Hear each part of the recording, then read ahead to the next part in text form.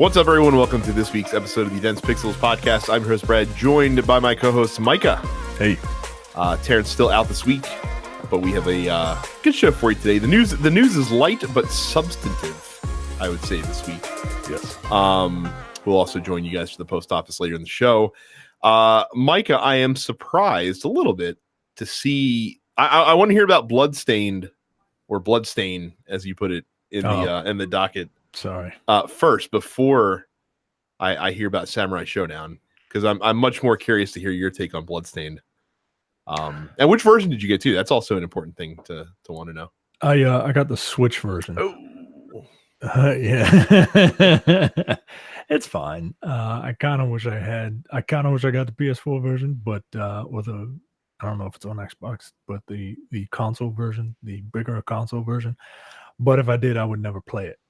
That's my problem. Is I want it on the Switch, but I was scared off by the reviews that came out that people said it was hot garbage compared to the PS4 version. Then they just say they're going to be putting out fixes over time to improve the performance of the Switch version, but I don't feel like giving them money until until the improvement is there. Yeah, until they do it, because this game is like $40, man. Like, it's not. No, yeah, it's not. It's not a small right, small cost of entry. Bugs and stuttering withstanding. I can see why people really like this game. Like, it is the perfect game to come from the producer of Castlevania, right? Like, it feels like the next evolution of that type of game. There's a lot of RPG elements into it. You have crafting and different gear. You have a ton of different weapons, ranging from kung fu shoes to maces, swords, whips. You have a variety of different types of spells that you can use. You're kind of like you can steal moves from enemies and then use them to at your own disposal. The core of the game is great. It's just the little stuff that I assume is not in the big boy console versions. But I do like it. I wouldn't necessarily get it on the Switch until all the bugs are kind of ironed out. Yeah, and it really sucks because, like I said, I was curious to play it, especially after Terrence was so positive about it. Yeah. But I want a good polished version of the game. I don't want to be annoyed and have frame rate dips and freezes and slowdowns and shit like that to mar my experience. And that's the thing, right? Like, this game is very much a precision based game. You have a backstep and you have to use it because the enemies hit hard. And it's just, if you want to get good at the game, there are certain things that you have to do that involve timing. And it sucks when you're thrown off because the game decides it wants to chug. But yeah, the guts of the game are really good, and I'm sure the console versions are way better, but not way better, but they perform the way it's supposed to perform. So yeah, it's a perfect Switch game though. I know, that's the thing. Like, it is the ideal platform, but of course, because the project's been in development for fucking 5 goddamn years, right? They couldn't. It's not like they could plan for that from the get go. Like, they had to add it in late, and it shows, which is a bit of a bummer. Yeah. So, but yeah, I'll wait till the fixes come. If they can make it into a good version, I'll probably get it. But I will instead probably pick up Guacamelee 2 because I think it's on sale on Switch for like $11 this week. You should do that. Yeah, you should do that instead. That is a wonderful game. I also got Samurai Shodown, and I finally spelled it correctly. Shodown. Always. Oh, there's no W? There's no extra. It's one W in Showdown, not 2 W's. Oh. That's like Showdown then. Right. But Yeah, I like that game, man. So in high school we had a video game club, and I was in high school from 94 to 98, and uh, I would go to the video game club because the guy who ran it had a had this new console called the Neo Geo, and and we would all, we would want to go because nobody could afford a Neo Geo, right? But he was like a junior, and it was like, oh, you must be loaded, right? Because you got a He would have Neo had to Geo. been. Those things were like $600 in 1994. Yeah. So and he only has Samurai Showdown on it. Well, I mean, to be fair, that's all there is Samurai Shodown. Right. Yeah. Like you have Samurai Shodown and Art of Fighting, and then Art of Fighting 93, Art of Fighting 94, Art of Fighting 95. Right. So that was my first exposure to Samurai Shodown. And I like it. It's a series that doesn't get a lot of love. Not on this side of the world. Yeah, it doesn't get a lot of mainstream attention. There are like 6 of them, so it gets a lot of love. But yeah, on this side of the world, it doesn't get its due. Partly because Samurai Shodown is very classic in that there's not a high level of execution required. It's more about spacing and reading your opponent, right? Because the people were flabbergasted that 4 heavy attacks can kill you, right? But that's always been Samurai Shodown. Like Samurai Shodown has always had incredibly meaty heavy attacks that take forever to start up. Yeah, it's like a sword fight, basically. Right. I mean, who would have thunk it, right? Right. The sword fighting game is plays like you're actually sword fighting. But I really enjoy this game, man. It's tense. Like I said, every character has the same like motions. I think the most advanced move is like a half a circle. So it's all about giving you the tools to do what you need to do, and then reading your opponent as to whether or not you can do it, right? Like you can go in for a heavy attack, and then the other person can block it, but you're not quite at the mercy of them if you know what you're doing. And yeah, this game, it has so many different types. You can end a round in 2 moves. Like they have super moves, which traditionally you would have to build up some sort of gauge, and then the super move would be the comeback mechanic. If for whatever reason you're feeling froggy and you just want to you could blow your super move at any moment, right? Like, and that super move will take half of your life, of the other person's life. But assuming you land it, right? Assuming you land it. If you don't land it, that's it. You wasted it. You can't get it back. They have a rage meter that builds up as you take damage, and then you can activate that meter to do more damage in your regular attacks, or you can press the same combination of buttons to activate while you're in that mode to activate a one-time use secondary super move called like a lightning blade attack, which again, depending on how much of that gauge you have built up, can take like 60-70% of your life. It's but again, if you blow it, that's it. You don't get another shot, and the rage meter doesn't build back up once you burst it.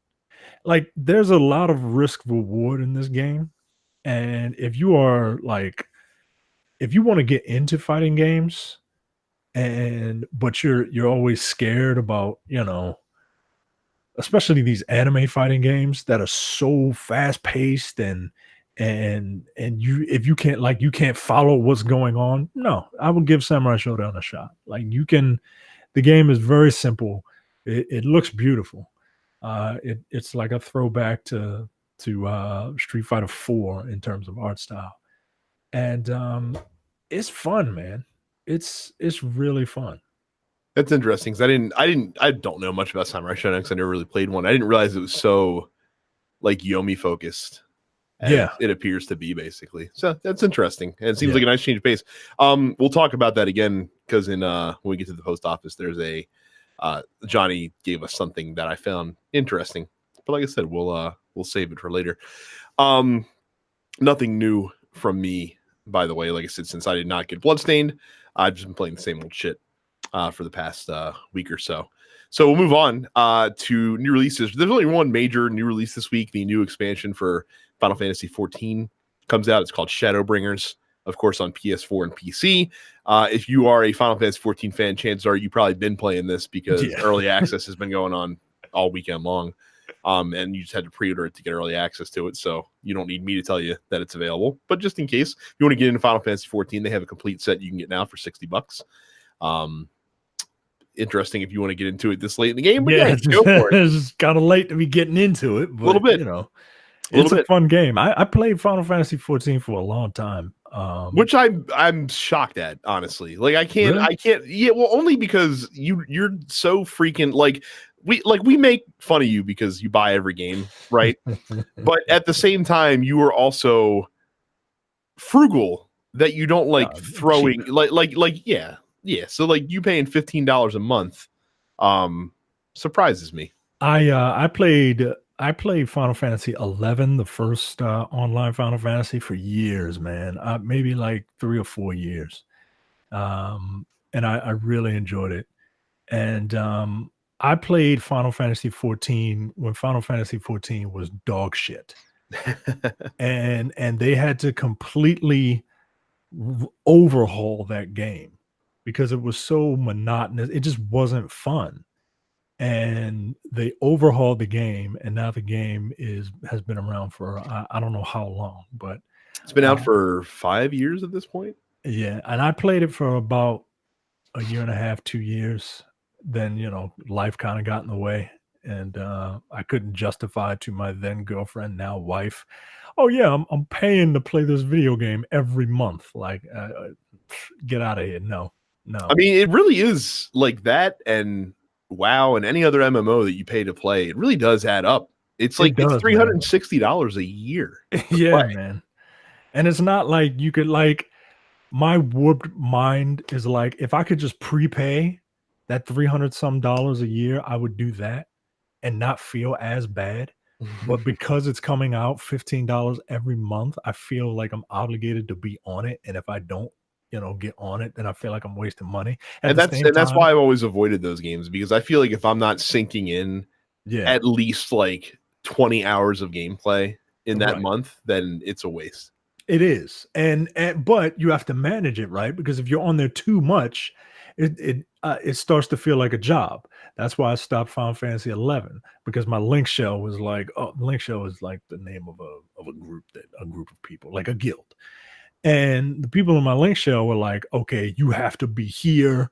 You have to be here at this time so that we can do this, and we need everybody together. I'm like, what the fuck? You better get out of my face, man. I'm a grown ass man. You don't have to tell me to be somewhere and all this and all that. And my link show was West Coast, so they didn't start shit until like 9-10 o'clock. And I'm just like, all right, yo, all right. I know you need a paladin, but whatever, yo. I'm out. I can't do this anymore. It's a huge commitment, man.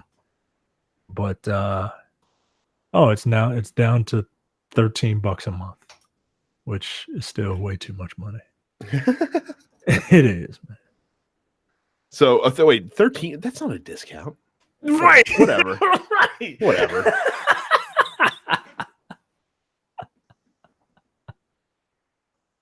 So anyway, Games with Gold and PlayStation Plus are getting new offerings as well. Pro Evolution Soccer 2019 and Horizon Chase Turbo are free on PlayStation. Horizon Chase Turbo is like a 90s arcade racer. They say they drew out inspiration from like Top Gear and Rush and things of that nature. So that's available for you on PlayStation. Hopefully you got Borderlands while it was still around, because like I said, that's going away now too. For Xbox, Inside is available for the entire month of July from Playdead Studios. The second half of the month into actually no, these are first half of July 1st through 15th is a game called Big Crown Showdown. And then for Xbox 360, Castlevania Symphony of the Night is available for the first half of the month, and then Meet the Robinsons is available for the second half of the month. Pretty funny that Symphony of the Night happens to be free right after a certain other game came out. Very, very curious. So if you have a 360 and a gold membership and you've never played the OG Castlevania Metroid style game, then you can check out Symphony of the Night. So there you go. There you go. Quicker news stories for this week. This probably deserves more of our attention, but it's second verse, same as the first, is kind of the same that I would say. Call of Duty, Treyarch Studios, the makers of Black Ops 4, is the latest studio to get the Jason Schreier expose treatment that we've seen over the past several weeks. To paraphrase Terrence, somebody's gonna kill this nigga.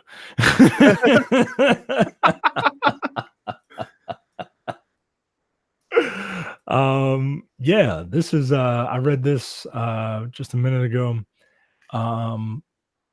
I mean, yeah, like you said, it's more the same, and it's sad, man. Like,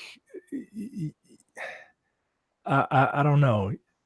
The at the beginning of this thing, it's like, QA testers are the people who like, well, that's the really one, eat shit, right? That's the one. So the big difference with this one from some of the other stories that we've seen so far is that this specifically focuses heavily on the quality assurance group, the dregs technically of the game development studios out there, which is unfortunate for those that don't know. QA is very much an entry-level job in the game development industry. You're usually making very close to minimum wage, if not minimum wage, usually working shitty hours. But unfortunately for a lot of people, QA is the easiest way to get your foot in the door to game development. But unfortunately, these guys end up receiving kind of the short end of the stick often. Even in this article talking about how they were told that, staff party that they were invited to, they were not to touch the food. Yeah. They're like, it's I mean, I hate to laugh, but damn, man. Right. They talked about how the decision to rip out the single player campaign from the game was made very early in 2018 when the game was the year the game was released in October of that year. And because they had to move the game release up a month to get ahead of Red Dead Redemption, it was a lot of hard work that had to be done to get the Blackout Battle Royale mode into the mix. So yeah, not ideal. You remember, you're a PlayStation guy, but let's test your PlayStation fandom. Do you remember a reality TV show? Oh, the player or the tester or whatever it was called? Yeah. Those poor suckers. They were competing. The premise of the show was a reality-based competition show, and they were competing to become a QA tester. Like this was their dream job. To sit around and play video games all day. Nah, bro. It's not just sitting around playing video games all day. It's sitting around playing broken games all day and night. The same level in one game for a week. Like as I've talked to people that have worked in QA, they're like, hey, take your favorite video game and take like your favorite level in that video game and imagine just playing that level over and over and over and over and over again, trying to find bugs and things that'll break the game. And that's what QA is. It sounds horrendous. Imagine playing World 1-1 over and over again for 70 hours in a week, just to make sure that everything is copacetic. Yeah. And again, we're seeing a lot of the same stuff, not forced overtime, but encouraged and, things of that nature. And again, Jason Schreier is just exposing all the warts in the game industry. Yeah, man. And he's going to continue to. So like I said, if you're making a game and you're treating your employees like shit, Schreier coming. Better fucking watch out. Is he the Omar of the video game industry?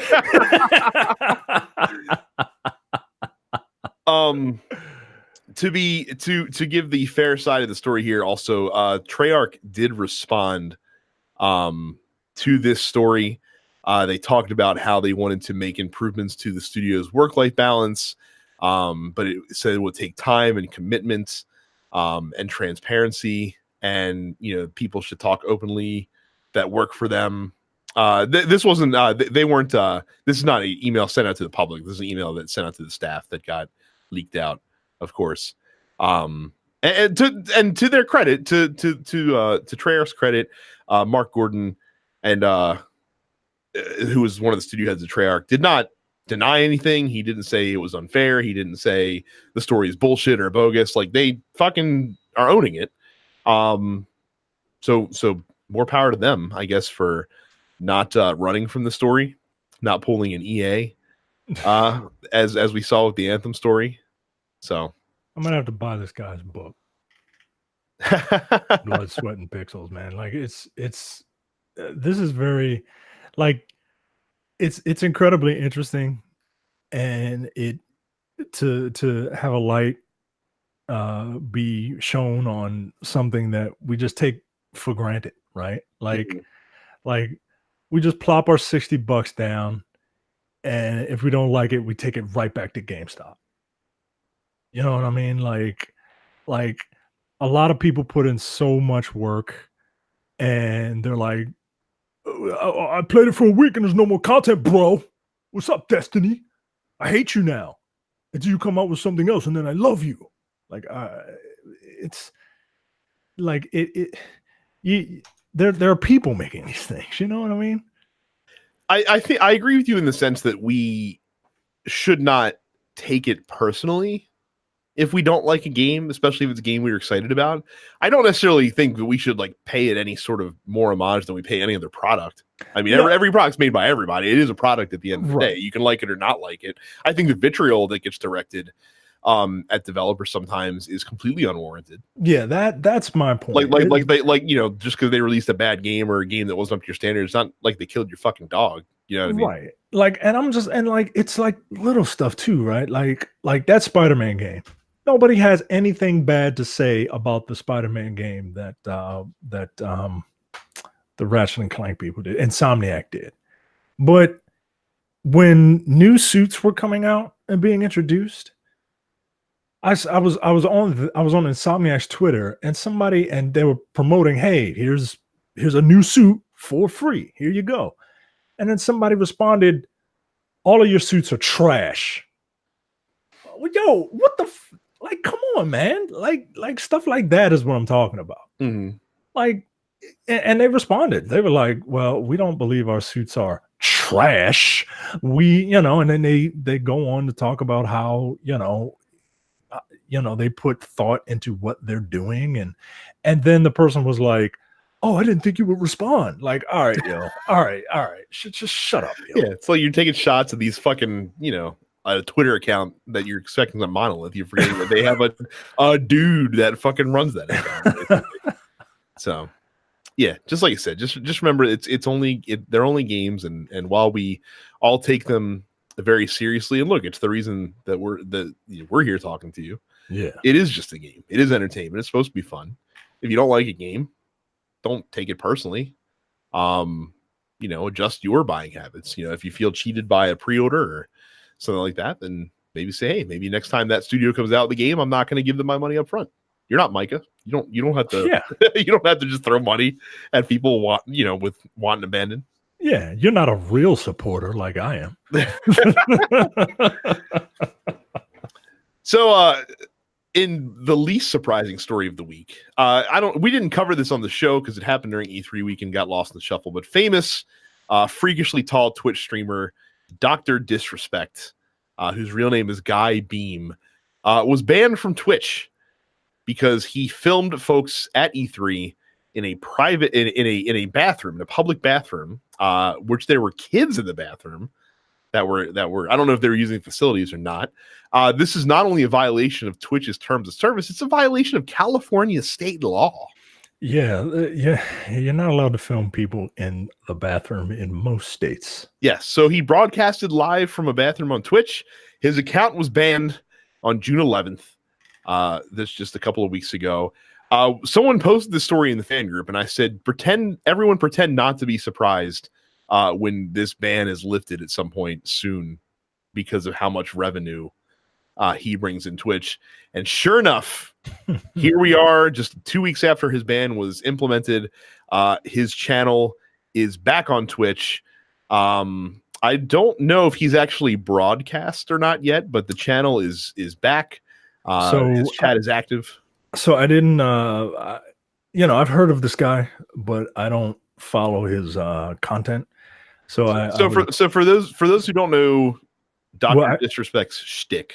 I noticed that he has trailers announcing his return. He does. He's hyping his comeback, basically. Or it was hyping his comeback. And he will return next week. Okay. So his shtick is like the Dr. Disrespect is a character. He's like a bro dog dude, basically. Mm-hmm. Dr. Disrespect also famous for leaving Twitch for a couple weeks because his personal life was in shambles because he cheated on his wife, and then had to talk about it for some reason on Twitch. But yeah, so yeah, not surprising. Again, money is the ultimate greaser of morals, especially in the e-broadcasting world. Twitch is not about to ignore that money that Dr. Disrespect brings to the platform. So of course his ban was going to get fucking lifted, even though he broke the law using their software. That's the benefit of being a very popular Twitch streamer. Yeah, no kidding. This guy's name is Herschel. I thought Guy was his actual name. Nope, Guy is a nickname. Herschel Guy Beam. Yeah, it's Beam. The fourth? There are three. Well, I mean, to be fair, if your name in this day and age is Herschel, there's going to be a numeral at the end of it, most likely. And yeah, I was looking at his videos and I was like, wow, why is this guy towering over everybody? Yeah, he's like 6'8". Yeah, he's a really tall fucking dude. All right. So yeah, so there you go. Like I said, Dr. Disrespect, not my cup of tea personally. But if you're a fan, I'm sure you're very happy. Yeah, I don't really know this guy's work. So, but like if he's popular, I guess, like you said, if you're happy, I'm happy. As long as it's not to be clear, it's not okay though. Like if anyone else, if like some non, important channel had done this, they'd probably still be banned. They probably might be banned forever. But again, that's a lot of ad revenue you're letting go. That could go to YouTube or it could go to Mixer. It's not going to go to Mixer. It could go to YouTube if you don't bring this guy back. So it took me a minute to realize what Mixer was. There's still a lot of people that have no idea. That's fair. Political news. Nintendo, Microsoft, and Sony wrote a joint letter to the Trump administration warning that the looming tariffs that were coming on video game consoles would have a detrimental effect on the video game industry, saying that a 25% tariff would result in U.S. consumers paying $840 million more for video game consoles, especially in the wake of new hardware coming next year from Sony and Microsoft. According to this letter, the companies warned that 96% of all video game consoles were manufactured in China last year, and reconfiguring their supply chains to dodge the costs and be in compliance with the tariffs would be immeasurably harmful to the video game sector. Now, I don't know if they specifically were cause of this. I'm sure they were contributing, but the administration did announce during the G20 summit that these tariffs that they were going to implement would be delayed indefinitely. Good news out there for gamers or just people who don't like mindless trade wars happening for no fucking reason. This is so weird, the times we live in, because sometimes I feel like the president is just a dumb old dad who's making empty threats. Grandfather. Yeah. Okay, there you go. Fox News grandfather. Fox News grandfather. senile in his old ways, and he's just making threats with no intention of following through, or he's making threats and he forgets about them, or he makes threats and will follow through. Like, it's like you don't know what you're gonna get, and it's really frustrating. Look, I mean, I'm glad that this tariff thing has been kind of halted for the moment until, someone in China says something negative about them, and then, oh, it's on again. I do actually wonder, and we're never going to know, but I do actually wonder how much the calculus was in delaying these specific tariffs. The fact that the prices of these new consoles would have been announced right as the 2020 presidential election was heating up, and the detrimental effect that possibly could have had on a certain age range of voters. Yeah. And turning out for voting for potential reelection of this individual, especially in, the middle to bottom parts of the country. Yeah. So yeah. Wow. Yeah. I didn't think about that. Like I said, that'd be pretty tough if, fucking Sony came out on stage during E3 next year and was like, hey, PS5 is going to cost $600. And people are like, what the fuck? And they're like, hey, don't blame us. It was going to cost $5. And then, the Trump administration charged you guys tariffs. So we had to make it $6. I mean, that would be pretty. I mean, I don't think they would go out on stage and do that, but imagine if they did. That'd be fucking devastating. So. No, that would be Jason Schreier and Ronan Farrow to tell you that. Like, hey, this is why your consoles are costing $600 and $700. Yeah, that is. Yeah, I mean, you're getting into conspiracy territory, but I kind of like it. It's not conspiracy territory. I mean, that's something that they would have to talk about. No, but I mean, do you think that the administration is like, well, maybe we should delay this until after these consoles come out, so that these rubes can buy them? You never know. Like I said, we'll never know the answer to that question, but it's just very interesting that this letter gets filed, and then within a couple of days, all of a sudden we're indefinitely holding back. Now, like I said, the timing coincided with the fact that Trump and Xi Jinping were going to be in the same place at the same time. Yeah. With the G20 summit, but I don't know. Fucking assholes. Yeah, I know. So, if you guys are premium members, check out. Actually, even if you're not, I think both of the debate recaps are on the main look forward feed, so you can check that out as well. Moving on to Sony. Jim Ryan, Sony Interactive Entertainment president and CEO, told the Nihon Keizai Shinbun, which is a Japanese publication, in an interview that the company is considering the acquisition of several game development studios. According to Ryan, with companies such as Google entering the games industry, quote, content is becoming more important than ever before. Companies new to the games industry looking at the market with hope is something we definitely welcome. And he says that Sony Interactive Entertainment has 25 years of experience in the games industry and has big assets. So we are, getting ready to have these new consoles coming out. Google Stadia is doing their best to disrupt the games industry. Microsoft is acquiring small development studios left and right to try to bolster their first-party games development. Are you surprised that Sony is looking possibly to snap up some more studios to bolster an already strong first-party stable? No, not at all. This is the equivalent of free agency, right? Like they're trying to throw in the money at the best people to try and snap them up and lock them down, man. And I mean, I'm not surprised. I don't know how I feel about this, because on the one hand, right, like people are working, right, but on the other hand,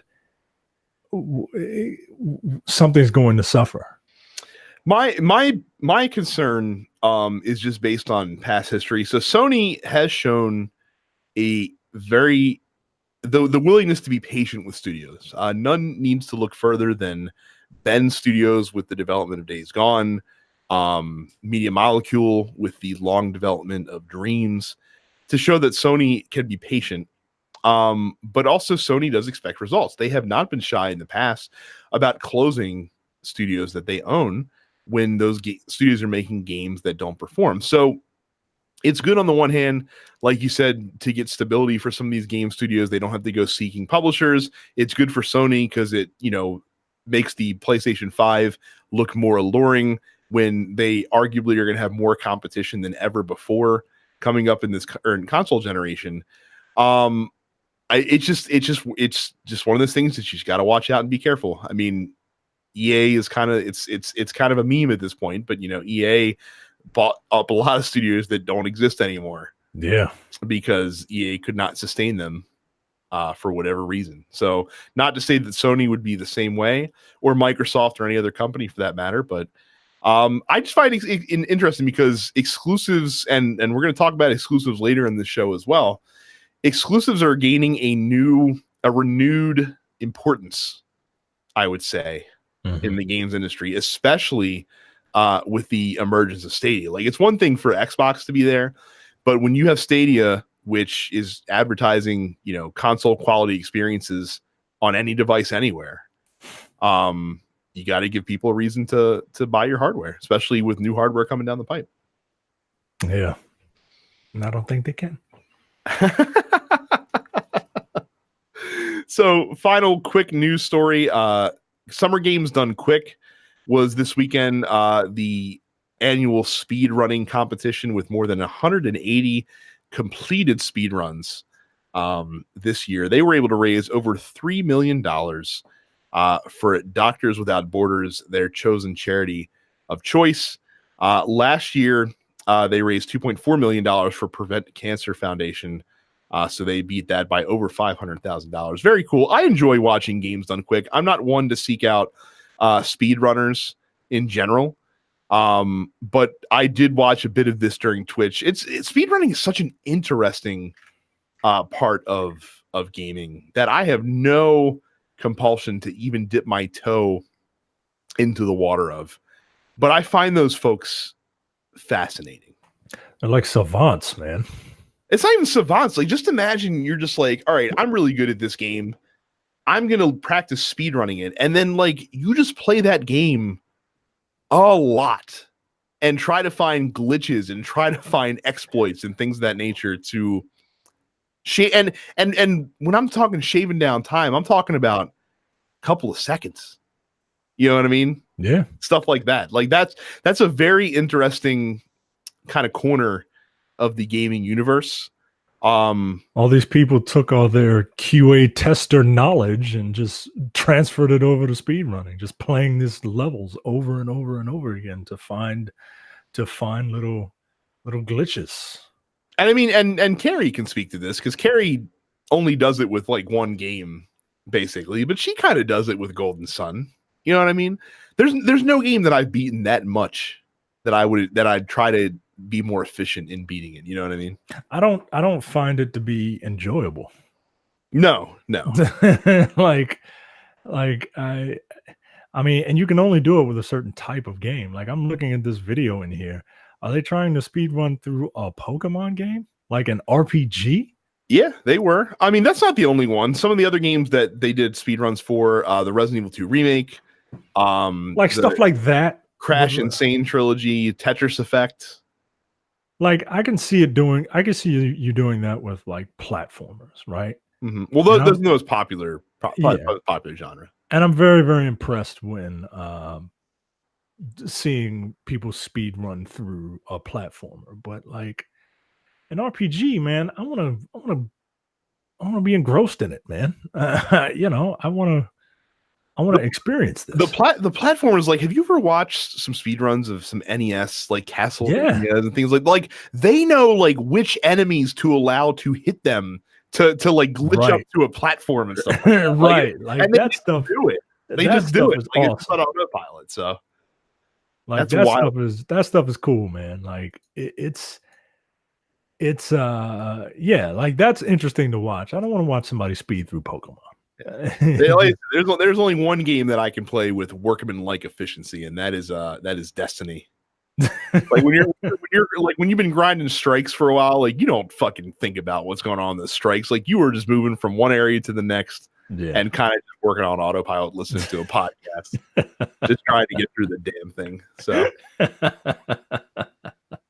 So very cool. Something that you would never ever go through and speed through is any of the shows on TNP Studio's premium channel. So don't ever do that. Go to densepixels.com/premium if you're not a premium member yet. It's only $5 a month or $50 for the entire year. This week is an excellent week to check out if you have not done so yet. Like I mentioned from Look Forward, we have mine and Jay's recap of both of the Democratic debates that happened last week. Mike and I just recorded a brand new episode of The Men with the Golden Tongues that is releasing tomorrow. I do believe that Jay recorded a new episode of No Time to Bleed as well. Nope, that didn't happen. Shucks. Nope, that didn't happen. All right, well, I know there's one in the pipe soon.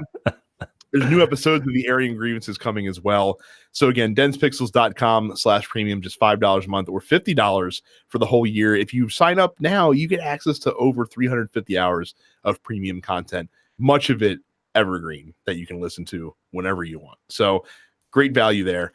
Don't forget to subscribe to all of the TNP Studio shows on whatever podcatching app you use to listen to podcasts. That includes us, The Nerdopocalypse, Black on Black Cinema, and Coming Distractions. So check out all those great shows. And of course, go to youtube.com/densepixels. If you're not subscribed, click the red subscribe button. We release this podcast in video form every week. If I ever do live streaming, it's on the Dense Pixels YouTube channel. There's a few other things on there as well that you can check out. So again, youtube.com/densepixels. So this week, we only have one big topic. I brought it to the table. I wanted to talk about Tim Sweeney, the CEO of Epic Games. And he went on Twitter and he had a multi-tweet thread kind of addressing the backlash that the Epic Game Store is getting from some PC players. And basically, Tim Sweeney is saying that, and I'm going to quote him here, we believe exclusives are the only strategy that will change the 70-30 status quo at a large enough scale to permanently affect the entire game industry. The 30% store tax usually exceeds the entire profits of the developer who built the game that's sold. This is a disastrous situation for developers and publishers alike, so I believe the strategy of exclusives is proportionate to the problem. If the Epic strategy either succeeds in building a second major storefront for PC games with an 88-12 revenue split, or even just leads other stores to significantly improve their terms, the result will be a major wave of reinvestment in the game development and lowering of costs. He says he sees the exclusive routes as disruptive, but the ultimate question is whether or not this solution is proportionate to the problems developers are facing with the current profit splits that most storefronts are offering. Now, obviously, Epic, the amount of exclusives that Epic is signing, and there is a lot, has been a source of some controversy. But I don't think Tim Sweeney is necessarily wrong here.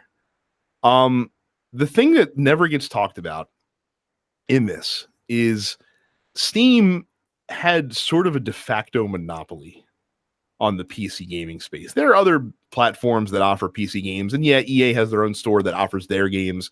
Ubisoft had their own store that offers their games.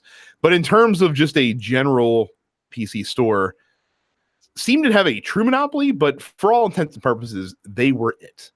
And when you have that much power and sway and influence, you get to dictate terms. And people, 70-30 split was fine because Steam was the only game in town, really. You know what I mean? So you just took that. You didn't question it because there was no other avenue to turn to.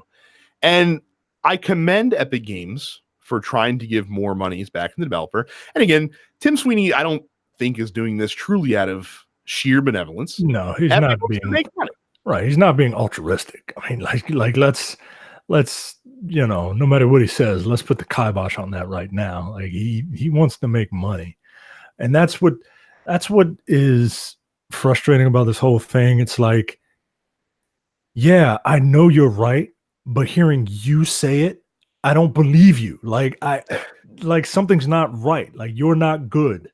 Well, to be fair, Tim Sweeney's a guy who bought, I think, 1,500 acres of forested land in North Carolina, where Epic is housed, is located, to ensure that there was a patch, of land near them that would not be subject to development, as the areas around them were subject to more urban development.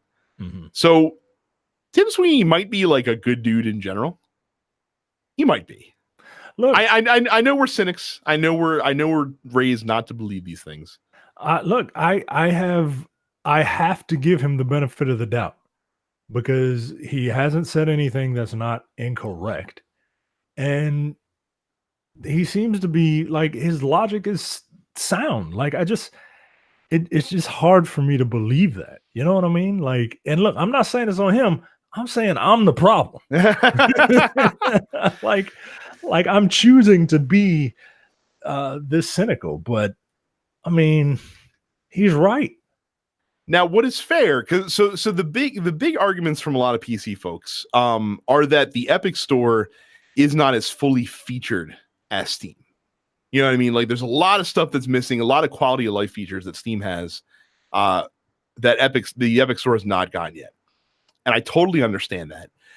What I find confusing, and I said this on the show before, and I'll say it again, is if you're upset at Epic for offering exclusive or for getting all these exclusives, and you don't want to have to support their store because you like Steam, the solution is not to yell at Epic. Right. It's to yell at Steam. Right. Steam is allowing this to happen by sticking with this 70-30 split. Now, I read somewhere that Steam said they're going to move to a more generous revenue sharing platform. I don't know if that's true or not, and I don't think Epic's going to relent on this until it is true. And I also will agree with folks out there. There are a lot of folks that are pissed off about some Kickstarter games who promised they would be on Steam, got their money, and then eventually, once the Epic Store came along, they said, "Oh, we're going to sign Epic exclusivity." I understand that a little bit more, because the Kickstarter campaign, they advertised Steam compatibility, right? And now they're not going to do that. But at the same time, like, you can't bitch and moan when a game is not available on the platform that you want, and then out of the other side of your mouth talk about how you wish developers were better taken care of. Yeah, those two things don't. Right now, exclusives are helping developers keep more profits, which especially smaller developers are probably reinvesting into development, which is good for you, the gamer. So if you want these cavalcade of exclusives to stop, I totally get that, but yell at Valve. Valve is the one that's potentially keeping this from happening. And again, it's essentially extortion when you really think about it. Like, when you really boil it down, like, Epic is basically just extorting Valve at this point by using, game developers as a hostage of sorts. Yeah. But they're doing it for you. But it's effective. Yeah, man. You can hate the game, but don't hate the player. And guess what? Just open another launcher. It's more than just that. It is. It's friends lists, and it's, party chat features and things that. And again, I've in learning more about this, I've heard from folks, and there are quality of life features that Steam has. The benefit of being a marketplace platform for over a decade, right? Like, these aren't features that Steam had at launch, by the way. Like, it takes time to develop this stuff. And again, like, when Epic released, they had it what's called in the business world an MVP, a minimum viable product. Mm-hmm. And you'll worry about the rest later, but launch now to start getting the money rolling in. Every company does it. Yeah, I I have no sympathy for PC people, man. I really don't. Console players console people who own multiple consoles have multiple friends list, and they have different ways of interacting with those people. And I just look, maybe this is I know this is a very me thing, and also to be fair, and this isn't the same thing because we're talking third-party exclusives here, but no one's upset that Gears of War is not on PlayStation, right? Nobody's bitching like, oh, this is bullshit, Microsoft. Like, release Gears of War on PlayStation because I want to play it on my platform. And again, it's not exactly a direct comparison because Epic is getting third-party exclusives. There's no reason these games couldn't publish on Steam. Right. But y'all are just getting a taste of what we've been dealing with for 20 plus years. Yeah, so maybe that's why I'm just a little more flippant about it. But get over it. And again, and now, like I said, I hope Tim Sweeney does mean what he says. Like I hope that if Epic or if Steam does, relent on this, that they'll stop. Otherwise, he'll just look like a greedy bitch. But I hope he doesn't. I hope it's a swerve, and I hope Tim Sweeney is the Mr. McMahon of the video game world, right? Like just the biggest villain there is. You know what I mean? Then he could get up there and be like, if Valve wants to make more money in their game store, they could make their own PC games, but perhaps. But hey, man, if, like you said, if this guy is genuine, that's fine. And I can't trust his face, but I can't trust his face from like a personal thing because I'm a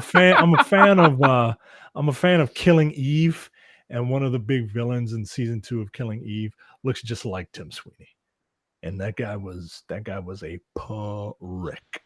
Here's another quote from the tweet storm from Tim Sweeney on this. He said, quote, "We believe that there's no set of features which Epic or any other store could add that would be so revolutionary as to lead to a large-scale move of gamers from a dominant storefront to a new one.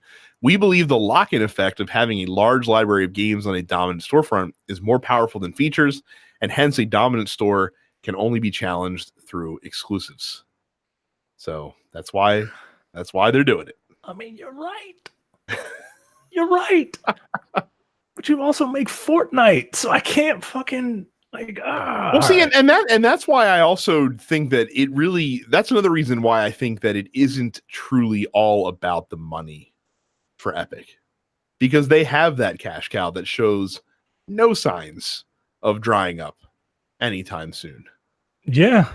Like I look, that says a lot about this industry, that we are so beaten down that someone is actually trying to do something good for us consumers and we won't have it. Or for developers, really. Really, this is best for developers. I will say that forcing people onto a marketplace and a game launcher that is less fully featured is somewhat against the consumer's interest. I will acquiesce to that point in a slight regard. Yeah, I misspoke. I meant developers, especially when you have all these stories every month. Jason Schreier is coming out with, "Hey guys, guess what? This video game company's fucked up too." And you have this company that's like, but again, it's hilarious because the same people, and we know the same people some of us are referring to, the same people are fucking pounding their fists on the table and talking about the fucking how evil the AAA games industry is. Right. But at the same time getting pissed off at Epic for trying to take care of developers more. Yeah, it just doesn't. Yeah. So again, I understand the points, but again, the Epic Store will get better over time. Of course. A lot of these games are not full-on exclusives. They're timed exclusives, which, I understand is kind of a bullshit argument. If you want to play Borderlands 3 at launch, you're not going to wait 6 months just to play it on Steam. So, but we'll see. But again, I think your point might be a good one there. And you say we're just so beaten down that, someone's trying to be somewhat more altruistic, and we're just like, no, there's no way. He's evil. He's evil. How dare you make me have 2 launchers on my PC too? So, but we'll see. And again, Epic also makes a fuck ton of money from Unreal as well. So again, I don't think the Epic Store, we need to worry about them propping up Epic games. Yeah. At this point, They're just doing. I mean, fuck, they're doing it because they can. Yeah. So, like I said, give your money to people that deserve your money, like us, so that you can go to densepixels.com/Amazon whenever you buy anything on Amazon.com. Look, Prime Day is coming soon. It's like 2 weeks away. Yes. Never mind that expose that John Oliver just did. Look at that after Prime Day, and then have consumer guilt afterwards. I mean, that was a pretty terrible expose, as his always tend to be. But look, if you're gonna spend money on Amazon anyway, and we all know you are, make sure you do it at densepixels.com/Amazon. You'll pay the same low Amazon Prime Day prices that is making 70-year-old men run across a 2-mile long warehouse 800 times a day. But you'll get some of that money to us instead of Jeff Bezos's rich pockets. Yeah. He doesn't need to build a rocket ship. He wants to. That looks like a penis. Yeah. It has a head. You'd much rather we have that money. So again, densepixels.com/Amazon. We turn to you, the listeners, in the Dense Pixels post office to give us some questions to answer on the show this week. I will get Cam in here. He asked this last week. We did not answer it, but we'll answer it this week. First, did you guys check out AEW's Fighter Fest? No. If so, do you think WWE would be wise to let Xavier Woods plan an up, down, down fest with gaming and WWE talent doing matches? I haven't watched it yet. I haven't recorded, and I will watch it this weekend. Would WWE be wise? Well, first of all, no, they wouldn't do it. No, not ever. No, not ever. But would WWE be wise to let him plan an up, down, down fest? Quite frankly, I'm shocked that they let their talent onto his personal YouTube that page. Is also true. Like the fact that channel is able to thrive in the level that it does is incredible in the first place. Be happy for what you get. No, there's no way that WWE would ever plan a event around his channel. No. Because what real benefit would WWE have to do that? None. And the only reason he has that channel and has WWE commodities on it is because he moves merch. If the New Day for some reason just stop selling and aren't over anymore, I don't think you'll get as much WWE interaction as you will with as they have it right now.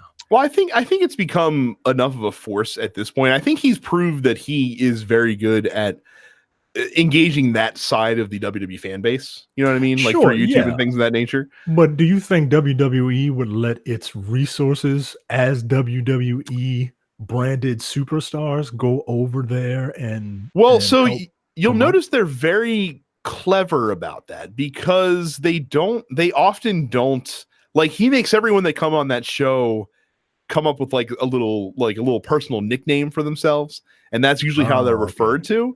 So it's not like in your face WWE talent, you know what I mean? It's more of like it's part of the up down down family. Okay, look, I'll be honest, I haven't watched any of up down. Oh, it's some of it is very good, by the way. There's some good shit on there. For sure. He has a up down down championship belt also that gets passed around. Does it look better than the 24/7 belt? It looks fucking wild is what the up down down championship looks like. You'll have to check that shit out. And it's a legit belt too, to the shock of nobody. Now Fighter Fest I wanted to talk about a little bit. So I obviously have not watched the event. I caught the Cliff Notes version on the internet. So unprotected chair shots aren't cool, guys. No, they're not cool at all. Don't do that in 2019. We know, and allegedly the chair was supposed to be gimmicked, and it wasn't supposed to go as bad as it did. But why would you even take the chance? Like, what does a chair shot to the back of Cody Rhodes' head accomplish that a chair shot to his back blindsided would not have accomplished? Right. From a story standpoint. Why would you do that? I mean, Why would you Jesus do Christ, that? dude. Like I'll watch old, Attitude Era shit where dudes were taking unprotected chair shots like crazy, but it's very uncomfortable when you do watch that stuff because we know too much now. We know too much about concussion science and what has happened to the long-term health of a lot of those guys who, during that era and the Chris Benoit incident and things of that nature. Why would you take such a reckless and needless chance just to build a feud between guys in this day and age? Yeah, this is like I want that company to do well, but when I hear stuff like that, just like, yo, this is literally WCW all over again. Right. And also on that card was a, fucking basically a death match with Jon Moxley and Joey Janela. And it's just not that stuff has had its day, I feel like. And that's part of the wrestling industry that I don't really need to see brought back, honestly. Yeah, that's like combat zone wrestling. Like that's not, that's not wrestling, yo. That's just it's a stunt show. I went back. I guess fruitfully, Time Limit Draw re-released their King of the Ring 98 episode. Of course, King of the Ring 98, the famous Undertaker versus Mankind Hell in a Cell matchup. Yeah. And again, that's not a wrestling match. That's a stunt spectacular that Mick Foley died for all of our sins to bring you, basically. I don't need to see that shit anymore, man. Like, I just don't. So again, you want to have a cool, modern wrestling company where we're going to do all this cool shit, but yet everything they've done of note is going back to like some Attitude Era nonsense that is frankly is in a bygone era. Unless you're some podunk, indie fucking wrestling outfit that operates in a, bingo hall somewhere. Right. That screams of that kid who talks to like a microwave and then takes his shirt off and says, "Fuck this shit." Like that's what I think of when I hear stuff like that, man. Like, and again, like Jon Moxley, like you really need to leave WWE so you could wrestle in more matches like that. Really? All right. Do you, man? Do you? Yes. Look, I understand you're not happy. You weren't happy there, but Jesus Christ, right? Like, I mean, tongue in cheek, but he literally warned his wife maybe she doesn't want to watch this match that's going to be at this event. Come on, man. So fantastic. Gustavo says, are people looking down on Microsoft because of the lack of exclusive games now, even though they have the best features and have 13 first-party studios for the next Xbox? I don't think people are looking down on Microsoft anymore. I think we're all kind of on the cusp of anticipating a new console generation. Here's the thing, though. 13 exclusive, 13 new first-party studios for the next Xbox. That's great. We are a show me industry, though, at this point. It's fantastic that you have all these exclusive studios with the promise of things that could come from them. I'm not here for promises, though. I'm not here for you to get me hype. I'm here for you to show me games. And so far, the stable of games that have come from Microsoft in this console generation have not been great. Or the ones that have been great have been too few and far between.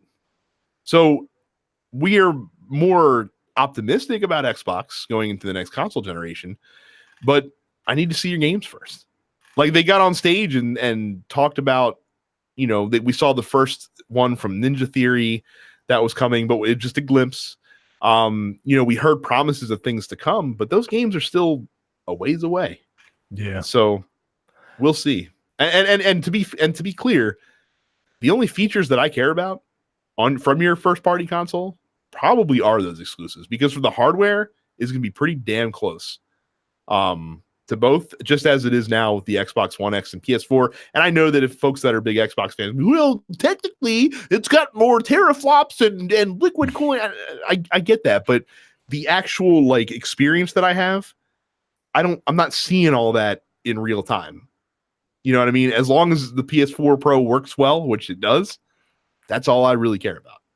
Yeah, it's one thing to like have a Ferrari engine, but if you're only going 60 miles an hour, what's the point?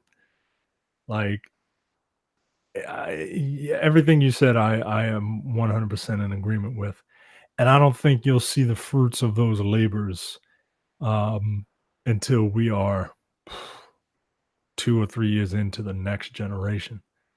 You'll see games come out, obviously, but I don't think the investment will be worth it until a couple years into the next generation, which is fine. But yeah, like you said, uh, the past is like this generation is about to be the past, and it's about the reset for me. Expectations are about the reset for me.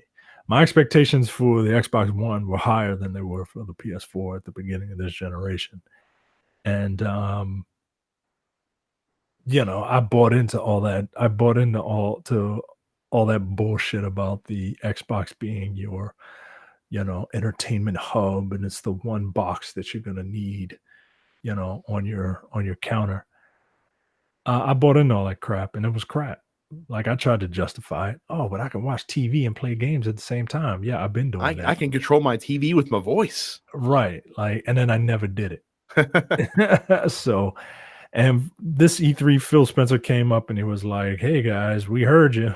You just want your video game system to play video games, so we're gonna listen." And Yeah, all you have to do is look at an MPD fucking sales report to get that, Phil. But no, I'm more than every console generation. Everything just resets for me. I'm not like so hardcore into one that I'm trying to justify this purchase over another purchase. I'll just buy them all, and we'll see what happens. Brian, he asks what our favorite of the mostly terrible video games based off of movies are, and we've gotten this question before. Usually the X-Men Origins video game comes up. The only example that was the game was better than the movie. I can't think of any other games based off of movies that I actually enjoyed. Yeah, and the only reason X-Men Origins Wolverine was good is because it was a Wolverine game first, and then Fox was like, "Whoa, you're making a Wolverine game? We got this Wolverine movie coming out. Let's just throw our branding on it." And which is why it had absolutely nothing to do with the movie. Right. But the second question is, do you think that the genre of video game of games based on movies will ever have a resurgence with the amount of quality TV shows and movies out now?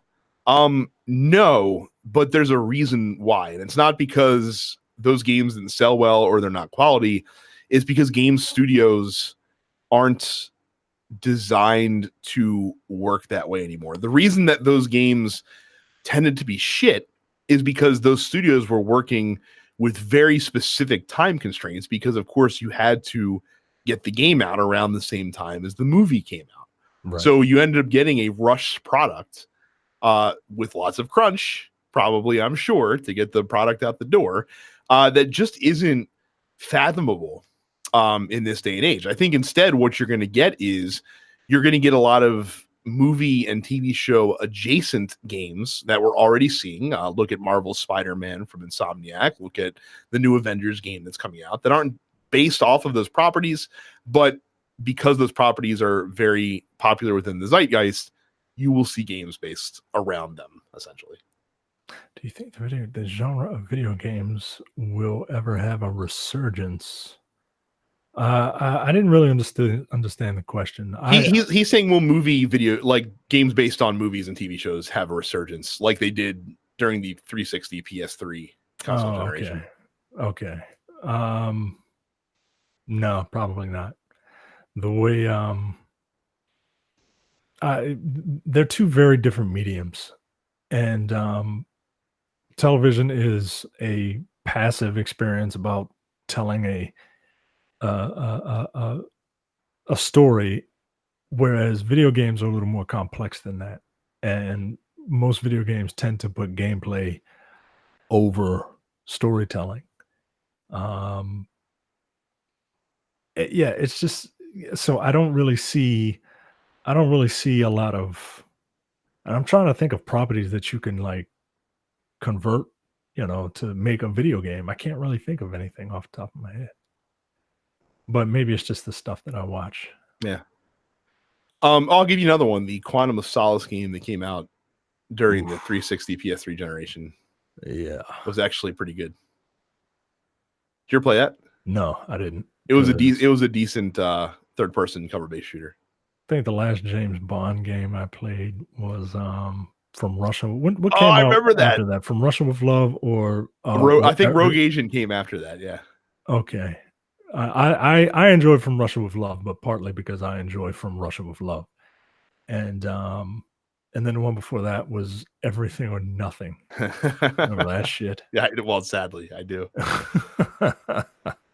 So Johnny posted the Evo 2019 registration scoreboard. So basically a ranking of the highest registration counts for the games that are going to be featured in Evo. Number 1, Super Smash Brothers Ultimate, which I'm not that surprised about considering that they got rid of 2 Smash Brothers games. They're probably converging the community into that one game, essentially. Mm-hmm. Second is Tekken 7. I'm a little bit surprised to see that over Street Fighter 5, which is third, but I guess Johnny made the point to me that as Johnny said to me, like Street Fighter 5 admittedly has been stagnating for the past year. Tekken has not been. Right. So that's understandable. Samurai Shodown 4th, Micah. I'm telling you, man, it's a fun game. And it's a really, like, it's not a Samurai Shodown is a game that you have to play to appreciate. I don't know how well it's going to translate just kind of looking at it, watching people play it, because it's not fast paced and not combo heavy and not like super duper flashy, but it's a fun game to play, man. So 5th is Mortal Kombat 11. 6th is Under Night In-Birth, a game that Terrence has been playing a little bit of that had a small showing at E3 last year. We will skip 7th for right now because I want to come back to it. 8th is Soul Calibur 6. 9th is Blaze Blue Cross Tag Battle. So if we circle back up to 7th, the game that I omitted that is below Under Night In-Birth is Dragon Ball FighterZ. The game that was going to take Evo by storm, remember? Remember last year, people were like, well, I think it's going to knock out Street Fighter as the top game at Evo. Turns out, when your parent company is pretty restrictive on how your game is featured at tournaments, it's going to have a detrimental effect on your player base. Look at that. Shocking. It is, man. Like, that's really low, man. Like I said, I told you. I told all of you. Flash in the pan. Didn't know if it was going to have the sustained player base, the sustained community. Now, to be fair, outside forces impacted that. Their parent company fucked up hardcore that I didn't foresee coming. But I'm just saying. Hey. So, props to you. Evo, of course, at the end of July. I'm sure we'll talk about it on the show. Finally, Leopoldo asks a question that I'm sure we've answered before, but probably not in a while. Any other classics that you'd like to see updated or remastered? I'm going to say specifically given the Final Fantasy VII remake treatment.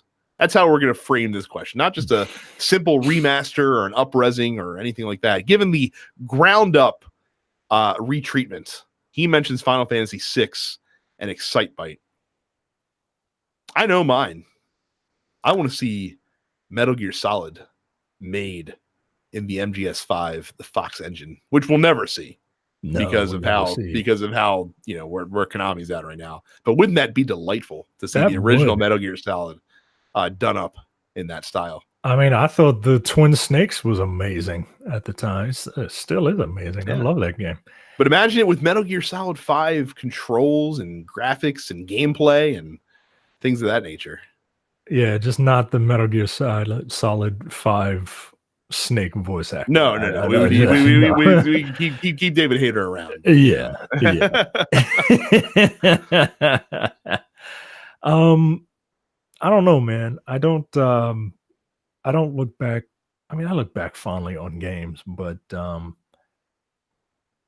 can't think of anything that's that's coming out at me that I used to love to play as a child because I liked everything.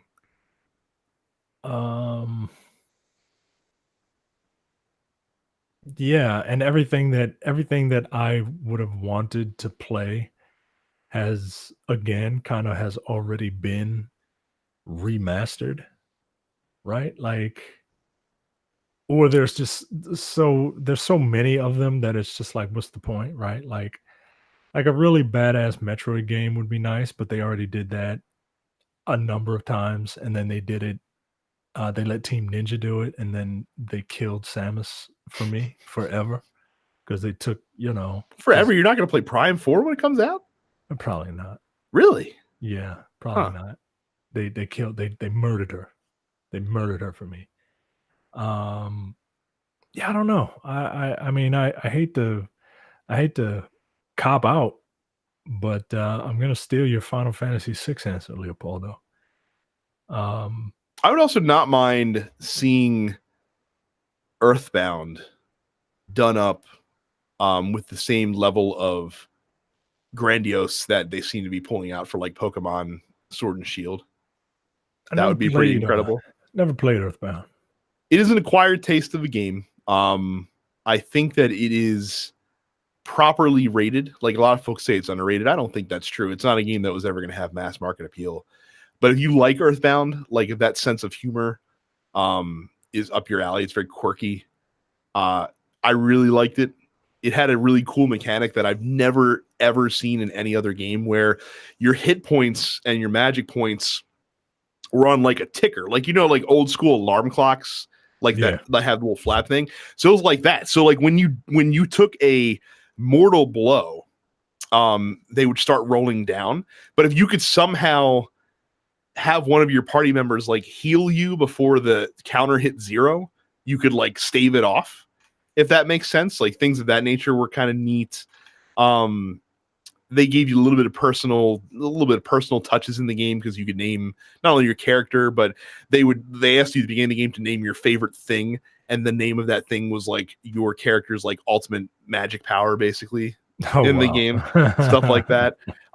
Really fun fucking game though. Earthbound. If you haven't played Earthbound, if you have a SNES Classic or just have or if you have a Wii U, maybe give it a shot. I'll give it a shot just so I can name my special move Plate of Lasagna. So thank you guys very much for your questions again. And again, if you are not in our fan group, densepixels.com/fans, you might be saying, wait, I didn't see them ask for questions. Well, it's because we do it in there. You have to join up and hop in there. So again, densepixels.com/fans to join our awesome fan group on Facebook. Don't forget again to subscribe to our show and all of the other TNP Studio shows on whatever app that you use to listen to podcasts. Don't forget to subscribe to us on YouTube at youtube.com/densepixels. Again, you can follow me there for live streaming when I do it.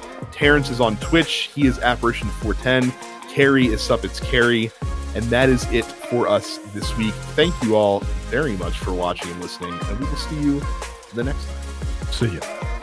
You're watching the Dense Pixels YouTube channel. Click the subscribe button while you're here and make sure you check out our weekly podcast where we discuss the latest gaming news and our impressions on what games we've been playing.